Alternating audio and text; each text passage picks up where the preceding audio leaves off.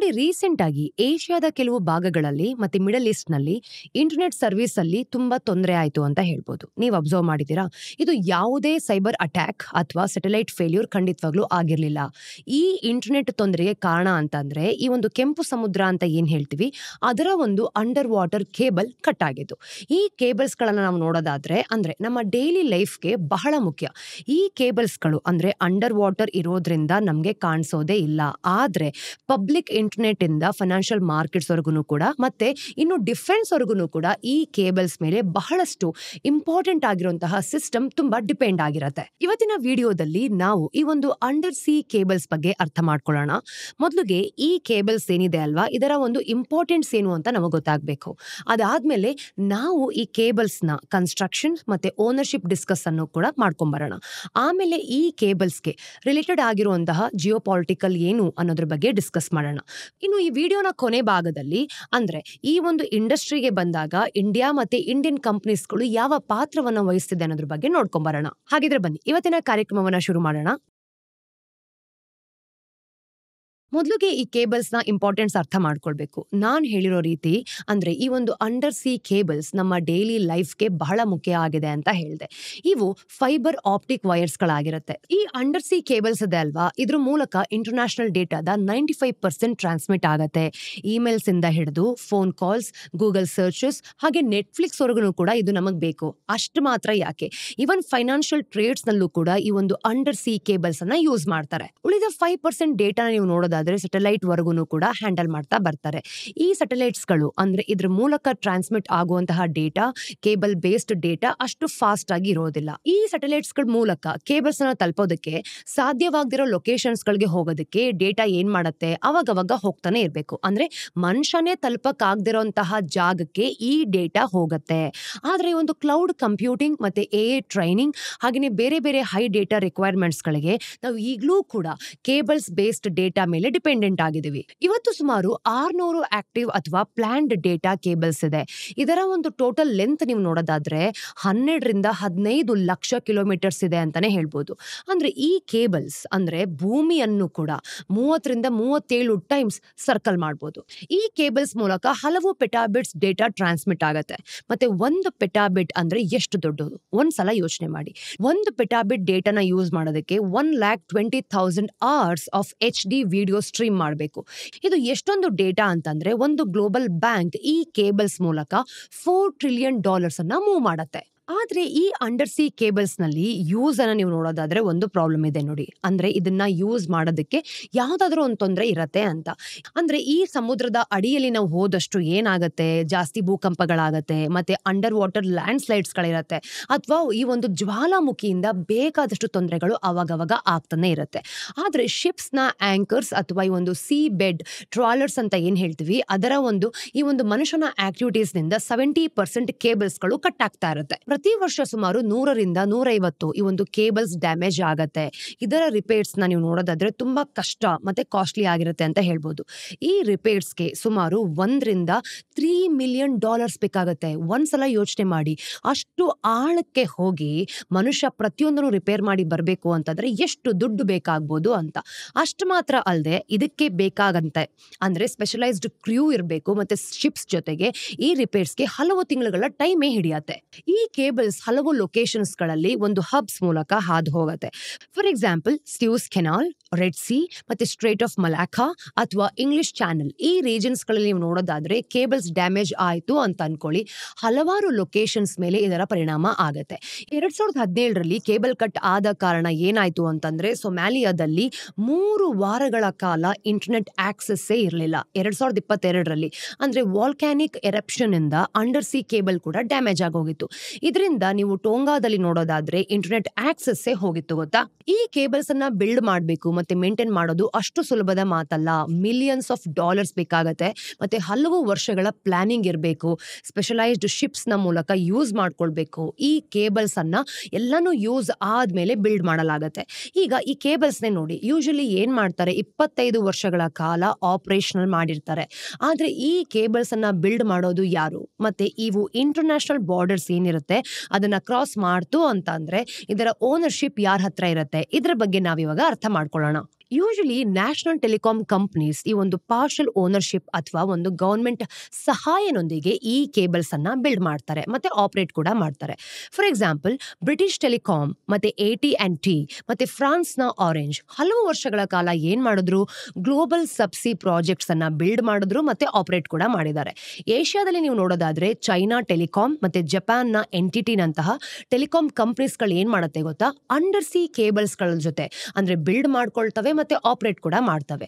ಜೊತೆಗೆ ಈ ಕಂಪನೀಸ್ಗಳು usually government ನ ಸಪೋರ್ಟ್ ನೊಂದಿಗೆ ಕ್ಲೋಸ್ಲಿ ರಿಲೇಟೆಡ್ ಆಗಿರುತ್ತೆ ಅಂತ ಹೇಳ್ಬೋದು. ಯಾಕೆ ಅಂತಂದ್ರೆ ಈ ಕೇಬಲ್ಸ್ ಅನ್ನ ನೀವು ನೋಡೋದಾದ್ರೆ ನ್ಯಾಷನಲ್ ಇನ್ಫ್ರಾಸ್ಟ್ರಕ್ಚರ್ ಅಂತಾನೆ ಕನ್ಸಿಡರ್ ಮಾಡ್ತಾರೆ. ಆದ್ರೆ ಕಳೆದ 10 ವರ್ಷಗಳಲ್ಲಿ ಈ ಒಂದು ಓನರ್ಶಿಪ್ ಟ್ರೆಂಡ್ ಅನ್ನು ನೀವು ನೋಡೋದಾದ್ರೆ ಒಂದು ಚೇಂಜ್ ಆಗಿದೆ. ಅಂದ್ರೆ ಟೆಕ್ ಜಾಯಿಂಟ್ಸ್ ಈಗ ಈ ಒಂದು ಕೇಬಲ್ಸ್ ನ ಬಿಲ್ಡಿಂಗ್ ಆಗಿರ್ಬೋದು ಮತ್ತೆ ಆಪರೇಟಿಂಗ್ ನಲ್ಲಿ ಒಂದು ದೊಡ್ಡ ಶೇರ್ ಅನ್ನ ಹೊಂದಿದೆ ಅಂತ ಹೇಳ್ಬೋದು. ಗೂಗಲ್, ಮೆಟಾ, ಮೈಕ್ರೋಸಾಫ್ಟ್ ಮತ್ತೆ ಅಮೆಜಾನ್ ಈಗ ದೊಡ್ಡದಾಗಿ ಅಂದ್ರೆ ಸಬ್ ಸಿ ಕೆಪಾಸಿಟಿಯ ಸುಮಾರು ಅರ್ಧದಷ್ಟು ಅವರೇ ನೋಡ್ಕೊಳ್ತಿದ್ದಾರೆ, ಸ್ವಂತದಾಗಿದೆ ಅಂತ ಅಥವಾ ಲೀಸ್ ಮಾಡ್ಕೊಳ್ತಾರೆ. ಗೂಗಲ್ ಸುಮಾರು 30 ಕೇಬಲ್ಸ್ ನಲ್ಲಿ ಸ್ಟೇಕ್ ಅನ್ನ ಹೊಂದಿದೆ. ಅದರಲ್ಲಿ ಕೆಲವನ್ನ ನೀವು ನೋಡೋದಾದ್ರೆ ಗೂಗಲ್ ತಾನೇ ಬಿಲ್ಡ್ ಮಾಡ್ತಿದೆ. ಇನ್ನು ಮೆಟಾನ ಅಂದ್ರೆ 2A ಆಫ್ರಿಕಾ ಅಂತ ಕರಿತೀವಿ, ಇದರ ಹೆಸರಿನ ಒಂದು ಪ್ರಾಜೆಕ್ಟ್ ಅನ್ನ ಲೀಡ್ ಮಾಡುತ್ತೆ. ಈ ಕಂಪನೀಸ್ಗಳು ಸರಿಸುಮಾರು ಕೀ ರೂಟ್ಸ್ ನಲ್ಲಿ ಅಂದ್ರೆ 70% ಟ್ರಾಫಿಕ್ ನ ಸೋರ್ಸ್ ಆಗಿದೆ ನೋಡಿ. ಕಂಪನೀಸ್ ಹೊರತಾಗಿನೂ ಕೂಡ ಅಂಡರ್ ಸಿ ಕೇಬಲ್ಸ್ಗೆ ಬೇರೆ ಬೇರೆ ಕಂಟ್ರೀಸ್ ಜೊತೆಗೂ ಕೂಡ ಒಂದು ಸೆನ್ಸಿಟಿವ್ ಕನೆಕ್ಷನ್ ಇದೆ. ಏನದು? ನಾನು ಅವಾಗಲೇ ಹೇಳಿರೋ ರೀತಿ ಈ ಕೇಬಲ್ಸ್ ನೀವು ನೋಡೋದಾದ್ರೆ ನ್ಯಾಷನಲ್ ಇನ್ಫ್ರಾನ ಪಾರ್ಟ್ ಆಗಿದೆ ಅಂತ. ಅಂದ್ರೆ ಈ ಕೇಬಲ್ಸ್ ನೀವು ನೋಡೋದಾದ್ರೆ ಬೇರೆ ದೇಶದ ಜೊತೆಗೆ ಜಿಯೋ ಪಾಲಿಟಿಕ್ಸ್ ನ ಒಂದು ಇಂಪಾರ್ಟೆಂಟ್ ಪಾರ್ಟ್ ಕೂಡ ಆಗಿರತ್ತೆ. ಹಿಸ್ಟ್ರಿನ ನೀವು ಒಂದ್ಸಲಿ ನೋಡ್ಕೊ ಬರೋದಾದ್ರೆ ಈ ಒಂದು ಅಂಡರ್ ಸಿ ಕೇಬಲ್ಸ್ ಅಂತ ಏನ್ ಹೇಳ್ತೀವಿ ಗೊತ್ತಾ, ಇದು ವೆಸ್ಟ್ ಡಾಮಿನೇಟೆಡ್ ಇಂಡಸ್ಟ್ರಿ ಆಗಿದೆ. ನಮ್ಮ ಏಷ್ಯನ್ ಕಂಟ್ರೀಸ್ ಅಲ್ಲಿ ಈ ತರ ಒಂದು ಕೆಲಸನ ಯಾರು ಕೂಡ ಮಾಡಕ್ ಆಗ್ತಿರ್ಲಿಲ್ಲ. ಈಗ ಫ್ರಾನ್ಸ್ ನ ಅಲ್ಕೇಟಲ್ ಸಬ್ಮೆರಿನ್ ನೆಟ್ವರ್ಕ್ ನೀವು ನೋಡೋದಾದ್ರೆ US ನ ಒಂದು ಸಬ್ ಕಾಮ್ ಆಗಿತ್ತು. ಮತ್ತೆ ಜಪಾನ್ ನ NEC ಮಾರ್ಕೆಟ್ ಸುಮಾರು 90% ಕಂಟ್ರೋಲ್ ಮಾಡ್ತಿದ್ರು. ಈ 3 ಕಂಪನೀಸ್ ಹತ್ರ ಈ ಇಂಡಸ್ಟ್ರಿಯಲ್ಲಿ ಎಕ್ಸ್ಪರ್ಟೈಸ್ಗೆ ಬೇಕಾಗಿರೋ ಎಲ್ಲ ಸ್ಪೆಷಲೈಸ್ಡ್ ಫ್ಲೀಟ್ಸ್ ಗಳಿತ್ತು ಮತ್ತೆ ಪೊಲಿಟಿಕಲ್ ಸಪೋರ್ಟ್ ಕೂಡ ಇತ್ತು. ಇದರಿಂದ ಎಲ್ರಿಗೂ ಅರ್ಥ ಆಗೋದೇನು ಅಂದ್ರೆ ಈ ಒಂದು ಸಿ ಬೆಡ್ ಸರ್ವೆ ಮಾಡೋದಕ್ಕೆ ಸ್ಪೆಷಲೈಸ್ಡ್ ಕೇಬಲ್ ಮ್ಯಾನುಫ್ಯಾಕ್ಚರ್ ಮಾಡ್ಕೊಳ್ಬೇಕು ಮತ್ತೆ ಕೇಬಲ್ ಶಿಪ್ಸ್ ನ ಆಪರೇಟ್ ಮಾಡಬೇಕು. ಇದೆಲ್ಲ ಇದ್ರೆ ಮಾತ್ರ ಇದು ಸಾಧ್ಯವಾಗ್ತಾ ಇತ್ತು. ಆದ್ರೆ ಕಳೆದ ಕೆಲವು ಡೆಕೆಡ್ಸ್ ನಲ್ಲಿ ಚೈನಾ ಈ ಸ್ಪೇಸ್ ನಲ್ಲಿ ತುಂಬಾ ಡೆವಲಪ್ ಆಗ್ತಾ ಇದೆ. HMN ಅಂತ ಹೇಳ್ತೀವಿ ಅಥವಾ ಹುವಾಯಿ ಮರೀನ್ ಒಂದು ಚಿಕ್ಕ ಸ್ಟಾರ್ಟ್ಅಪ್ ನಿಂದ ಫಾಸ್ಟ್ ಆಗಿ ಗ್ರೋ ಆಗ್ತಿರೋ ಒಂದು ಅಂಡರ್ ಸಿ ಕೇಬಲ್ ಬಿಲ್ಡರ್ಸ್ ನಲ್ಲಿ ಒಂದಾಗಿದೆ ಅಂತ ಹೇಳ್ಬೋದು.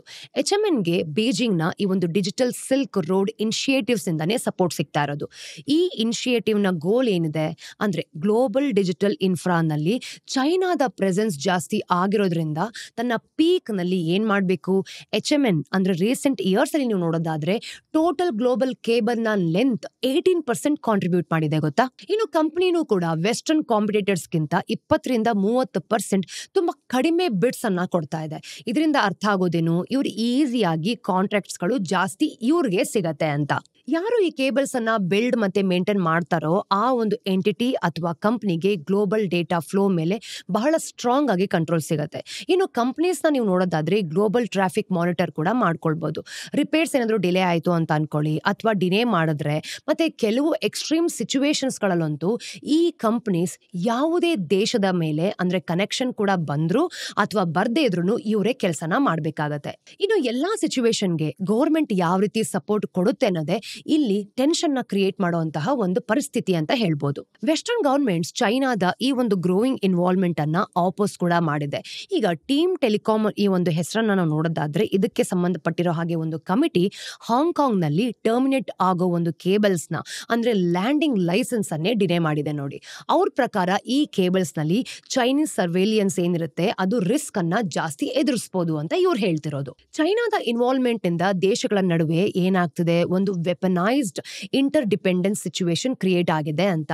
ಹಾಗಿದ್ರೆ ಈ ಒಂದು ಕಾಂಪ್ಲಿಕೇಟೆಡ್ ಆಗಿರೋ ಈ ವೆಪನೈಸ್ಡ್ ಇಂಟರ್ ಡಿಪೆಂಡೆನ್ಸ್ ಅಂದ್ರೆ ಏನು, ಇದು ಎಂತ ಸಿಚುವೇಶನ್ ಅನ್ನ ಕ್ರಿಯೇಟ್ ಮಾಡುತ್ತೆ. ಇಲ್ಲಿ ಯಾವ ದೇಶ ಯಾವ ರಿಸೋರ್ಸ್ ನ ಹಬ್ ಆಗಿರೋದ್ರಿಂದ ಅದೇ ರಿಸೋರ್ಸ್ ನ ಒಂದು ಚೋಕ್ ಪಾಯಿಂಟ್ ಕೂಡ ಆಗ್ಬಿಡತ್ತೆ ಅಂತ. ಅಂದ್ರೆ ಅರ್ಥ ಮಾಡ್ಕೊಳ್ಳಿ, ಯಾವ ದೇಶದ ಹತ್ರ ರಿಸೋರ್ಸ್ ನ ಕಂಟ್ರೋಲ್ ಇರುತ್ತೋ ಆ ದೇಶ ಆ ರಿಸೋರ್ಸ್ ನ ಫ್ಲೋ ಅನ್ನ ಅಂದ್ರೆ ಒಂದು ಆಪೋಸಿಟ್ ಯಾವ ದೇಶಗಳಿರುತ್ತೆ, ಈಗ ಎನಿಮಿ ದೇಶಗಳಂತ ಹೇಳ್ಬೋದು ಅಥವಾ ರೈವಲ್ ದೇಶಗಳಂತ ಹೇಳ್ಬೋದು, ಅವರ ವಿರುದ್ಧವಾಗಿ ಕಂಟ್ರೋಲ್ ಅಥವಾ ರಿಸ್ಟ್ರಿಕ್ಟ್ ಮಾಡ್ತಾರೆ ಅಂತ. ಇನ್ನು ಚೈನಾ ಇತ್ತೀಚೆಗೆ ಏನ್ ಮಾಡ್ತಿದೆ, ರೇರ್ ಅರ್ತ್ ಮಿನರಲ್ಸ್ ಜೊತೆ ಹೀಗೇನೆ ಮಾಡ್ತಿದೆ. ಅಂದ್ರೆ ಪ್ರತಿಯೊಂದು ದೇಶವನ್ನ ಎನಿಮಿ ಮಾಡ್ಕೊಳ್ತಿದೆ. ಅಂಡರ್ ಸಿ ಕೇಬಲ್ಸ್ ಕೂಡ ಈ ಸಿಚುವೇಶನ್ಗೆ ಒಂದು ಒಳ್ಳೆ ಎಕ್ಸಾಂಪಲ್ ಆಗಿದೆ ಬಿಡಿ. ಈ ಕೇಬಲ್ಸ್ ಮಲ್ಟಿಪಲ್ ದೇಶವನ್ನ ಜೋಡಿಸತ್ತೆ. ಇದರ ಮೂಲಕ ಟ್ರಾನ್ಸ್ಮಿಟ್ ಆಗೋ ಡೇಟಾ ಆ ದೇಶಕ್ಕೆ ಬಹಳ ವ್ಯಾಲ್ಯೂಬಲ್ ಅಂತ ಹೇಳ್ಬೋದು. ಮತ್ತೆ ಈ ರಿಸ್ಕ್ ಕೇವಲ ಚೈನಾದಿಂದ ಮಾತ್ರ ಅಲ್ಲ, ರಷ್ಯಾ ಕೂಡ ಪ್ರಾಬ್ಲಮ್ಸ್ ಅನ್ನ ಕ್ರಿಯೇಟ್ ಮಾಡಬಹುದು. ವೆಸ್ಟರ್ನ್ ಮಿಲಿಟರೀಸ್ ಹಲವು ಬಾರಿ ರಷ್ಯನ್ ಸಬ್ಮೆರಿನ್ಸ್ಗೆ ಸ್ಪೈ ಶಿಪ್ಸ್ ಅನ್ನ ಮೇಜರ್ ಕೇಬಲ್ ರೂಟ್ಸ್ ಹತ್ರನೇ ಓಡಾಡೋದನ್ನ ನೋಡಿದ್ದಾರೆ. ಅವರು ಇಲ್ಲಿವರೆಗೂ ಕೂಡ ಏನೂ ಮಾಡಿಲ್ಲ. ಆದ್ರೆ ಮಾಸ್ಕೋ ಏನ್ ಮಾಡ್ತು, ಕೇಬಲ್ ಕಟ್ ಮಾಡೋ ರೀತಿ ಅಥವಾ ಅದ್ರ ಜೊತೆ ಅಂದ್ರೆ ರಿಸ್ಕ್ ಯಾವ ರೀತಿ ಕ್ರಿಯೇಟ್ ಮಾಡಬಹುದು ಅನ್ನೋದ್ರ ಬಗ್ಗೆ ಅವಾಗವಾಗ ಅಲ್ಲೇ ಓಡಾಡ್ತಾ ಇತ್ತು. ಕೇಬಲ್ಸ್ ಮೂಲಕ ಲೋ ಲೆವೆಲ್ ಅಟ್ಯಾಕ್ಸ್ ಕೂಡ ಪಾಸಿಬಲ್ ಆಗತ್ತೆ. ಇದನ್ನ ಒಂದು ದೇಶದ ವಿರುದ್ಧ ಈ ಒಂದು ಫುಲ್ ಫ್ಲೆಡ್ಜ್ ವಾರ್ ಅಂತಾನೂ ಕೂಡ ಹೇಳಕ್ಕಾಗಲ್ಲ. ಜೊತೆಗೆ ದೇಶಗಳು ಏನ್ ಮಾಡ್ತಾರೆ, ಇಂತಹ ಅಟ್ಯಾಕ್ಸ್ ಅನ್ನ ಡಿನೇ ಕೂಡ ಮಾಡಬಹುದು. ಫಾರ್ ಎಕ್ಸಾಂಪಲ್ 2013 ಈಜಿಪ್ಟ್ ನ ಡೈವರ್ಸ್ ನೀವು ನೋಡೋದಾದ್ರೆ ಮೇನ್ ಅಂದ್ರೆ ಮೆಡಿಟೇರಿಯನ್ ಸಿ ಅಲ್ಲೇ ಇದಾಗಿದ್ದು. ಕೇಬಲ್ ಅನ್ನ ಏನ್ ಮಾಡಿದ್ರು, ಅಲ್ಲೇ ಕಟ್ ಮಾಡ್ಕೊಂಡ್ರು. ಇನ್ನು ಇದರಿಂದ ಏನಾಯ್ತು, ದೇಶದ ಇಂಟರ್ನೆಟ್ ನ 60% ಬಂದ್ ಆಗೋಯ್ತು.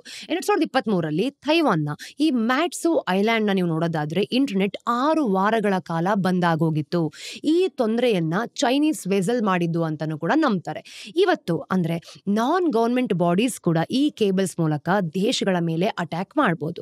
ಫಾರ್ ಎಕ್ಸಾಂಪಲ್ ರೀಸೆಂಟ್ ಆಗಿ ಏನಾಯ್ತು, ಹೌತಿ ಅಟ್ಯಾಕ್ಸ್ ಇಂದ ಈ ಒಂದು ಕೆಂಪು ಸಮುದ್ರದ ಕೇಬಲ್ಸ್ ಗಳು ಕೂಡ ಬೇಕಾದಷ್ಟು ಡ್ಯಾಮೇಜ್ ಆಗಿದ್ವು. ಈ ರೀತಿ ಬೇಕಾದಷ್ಟು ರಿಸ್ಕ್ ಆಗತ್ತೆ ಅಂತಾನೆ ದೇಶಗಳು ಏನ್ ಮಾಡ್ತಿದ್ದಾರೆ ಗೊತ್ತಾ, ತಮ್ಮ ಕೇಬಲ್ ಸಿಸ್ಟಮ್ ಅನ್ನ ಪ್ರೊಟೆಕ್ಟ್ ಮಾಡ್ಕೊಳ್ತಿದ್ದಾರೆ. ಜೊತೆಗೆ ಡೈವರ್ಸಿಫೈ ಮಾಡೋದಕ್ಕೂ ಕೂಡ ಪ್ರಯತ್ನ ಪಡ್ತಿದ್ದಾರೆ. ಅಮೆರಿಕ, ಜಪಾನ್ ಮತ್ತೆ ಆಸ್ಟ್ರೇಲಿಯಾದಂತಹ ಈ ಟ್ರಸ್ಟೆಡ್ ಪಾರ್ಟ್ನರ್ಸ್ ಜೊತೆ ಪೆಸಿಫಿಕ್ ರೂಟ್ಸ್ ಜೊತೆಗೆ ಜಾಸ್ತಿ ಅಲ್ಲಿ ಫಂಡ್ ಮಾಡ್ತಿದ್ದಾರೆ. ಇಂಡಿಯಾ, ಜಪಾನ್, ಆಸ್ಟ್ರೇಲಿಯಾ ಮತ್ತೆ US ನ ಈ ಒಂದು ಕೋಲಿಷನ್ ನೀವು ನೋಡೋದಾದ್ರೆ ಕ್ವಾಡ್ ಅಂದ್ರೆ ಕೇಬಲ್ ರೆಸಿಲಿಯನ್ಸ್ ಮೇಲೆ ಇನಿಷಿಯೇಟಿವ್ಸ್ ನ ಲಾಂಚ್ ಮಾಡ್ಕೊಂಡಿದೆ ಕೂಡ. ಜಪಾನ್ ಕೂಡ ಇವಾಗ ತುಂಬಾ ಕಂಜೆಸ್ಟೆಡ್ ಆಗಿರೋ ಏರಿಯಾಸ್ ನಿಂದ ದೂರವಾಗಿರೋ ಲ್ಯಾಂಡಿಂಗ್ ಸ್ಟೇಷನ್ಸ್ ಏನಿದೆ ಅದನ್ನ ಕಟ್ಟಬೇಕು, ತನ್ನ ಒಂದು ಡೊಮೆಸ್ಟಿಕ್ ರಿಪೇರ್ ಫ್ಲೀಟ್ ಅನ್ನ ಇಂಪ್ರೂವ್ ಮಾಡಬೇಕು ಅಂತ ಬಹಳಷ್ಟು ಇನ್ವೆಸ್ಟ್ಮೆಂಟ್ ಅನ್ನು ಕೂಡ ಮಾಡ್ಕೊಂಡಿದೆ. ಮತ್ತೆ ಈ ಡೈವರ್ಸಿಫಿಕೇಶನ್ ಅವಶ್ಯಕತೆನೂ ಇದೆ ಬಿಡಿ. ಯಾಕೆ ಅಂದ್ರೆ ಸುಮಾರು 60 ಸ್ಪೆಷಲೈಸ್ಡ್ ಕೇಬಲ್ ಶಿಪ್ಸ್ ಇದೆ. ಇದ್ರ ಜೊತೆಗೆ ಇವುಗಳಲ್ಲಿ ಹಲವು ಶಿಪ್ಸ್ ಅಂದ್ರೆ ಚೈನೀಸ್ ಕೇಬಲ್ ರಿಪೇರ್ ನ ಅಂದ್ರೆ ಈ ಕಂಪನೀಸ್ ಗಳು ಆಪರೇಟ್ ಮಾಡತ್ತೆ ಅಂತ. ಒಂದ್ ವೇಳೆ ಕಾನ್ಫ್ಲಿಕ್ಟ್ ಸಿಚುವೇಶನ್ ಏನಾದ್ರೂ ಬಂದ್ರೆ ಚೈನಾ ಈ ಶಿಪ್ಸ್ ನ ಆಕ್ಸೆಸ್ ನು ಕೂಡ ತಡಿಬಹುದು. ಒಮ್ಮೊಮ್ಮೆ ಚೈನಾ ಏನ್ ಮಾಡುತ್ತೆ ಗೊತ್ತಾ, ಈ ರೀತಿ ಪ್ರಾಬ್ಲಮ್ ಏನಾದ್ರೂ ಬಂದ್ರೆ ಎಲ್ಲಾ ಒಂದು ಏರಿಯಾಸ್ ನ ಬಂದ್ ಮಾಡಿ ನಮ್ಗೆ ಬ್ಲಾಕ್ ಮೇಲ್ ಮಾಡೋ ರೀತಿ ಒಂದು ಸಿಚುವೇಶನ್ ಕೂಡ ಕ್ರಿಯೇಟ್ ಮಾಡಬಹುದು. ಈ ಪೂರ್ತಿ ಸಿಚುವೇಶನ್ ಅಲ್ಲಿ ಇಂಡಿಯಾದ ಪೊಸಿಷನ್ ಏನು?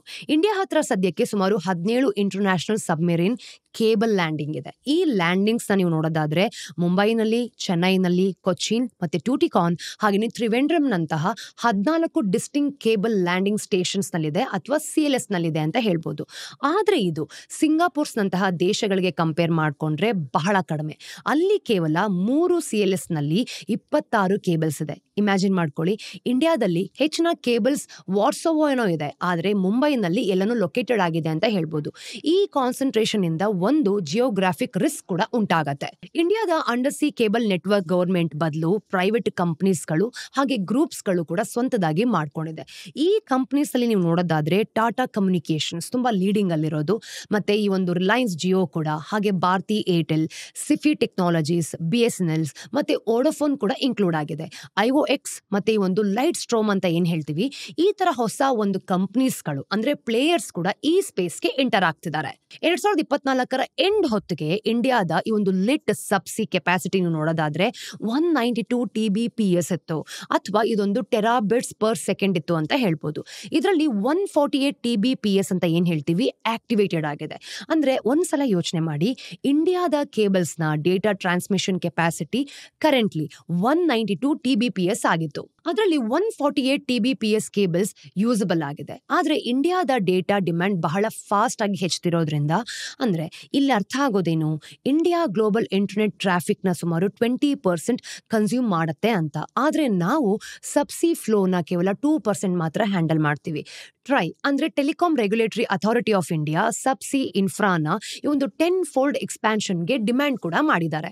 ಟ್ರೈನ ಚೇರ್ಮನ್ ಅನಿಲ್ ಕುಮಾರ್ ಲಹೋಟಿ ಹೇಳೋ ಪ್ರಕಾರ ಇಂಡಿಯಾದ ಮೊದಲ ಇಂಟರ್ನ್ಯಾಷನಲ್ ಸಬ್ಸಿ ಈ ಒಂದು ಕೇಬಲ್ ಸಿಸ್ಟಮ್ ಅಂತ ಏನ್ ಹೇಳ್ತೀವಿ ಗೊತ್ತಾ, ಇದರ ಕಾನ್ಫರೆನ್ಸ್ ನಲ್ಲಿ ಅವರು ಓಪನ್ ಆಗಿ ಹೇಳಿದ್ರು 2025 ಎಂಡ್ ಹೊತ್ತಿಗೆ ಇಂಡಿಯಾ ಏಷ್ಯಾ ಎಕ್ಸ್ಪ್ರೆಸ್ ಅಥವಾ IAX ಅಂತ ಏನ್ ಹೇಳ್ತೀವಿ, ಇದು ಇಂಡಿಯಾ ಯುರೋಪ್ ಎಕ್ಸ್ಪ್ರೆಸ್ ಅಥವಾ IEX, ಇನ್ನು 2A Africa pearls, SEA, ME, WE6 ಮತ್ತೆ ಮೆಟಾದ ಪ್ರಾಜೆಕ್ಟ್ಸ್ ಗಳನ್ನ ನೋಡೋದಾದ್ರೆ ವಾಟರ್ ವರ್ತ್ ಆನ್ಲೈನ್ ಬರ್ಬೋದು ಅಂತ ಹೇಳ್ತಿದ್ದಾರೆ. ಈ ಪ್ರಾಜೆಕ್ಟ್ಸ್ ಇಂದ India, Europe, Africa, south East Asia ಮತ್ತೆ US ಜೊತೆಗೆ ಲಿಂಕ್ ಆಗೋದಕ್ಕೆ ಸಾಧ್ಯ ಆಗುತ್ತೆ. ಈ ಪ್ರಾಜೆಕ್ಟ್ ನ ಇಂಟರ್ನೆಟ್ ಸ್ಪೀಡ್ ನಾವು ನೋಡೋದಾದ್ರೆ ಒಂದ್ ಕಡೆ ಇಂಪ್ರೂವ್ ಕೂಡ ಮಾಡಬಹುದು.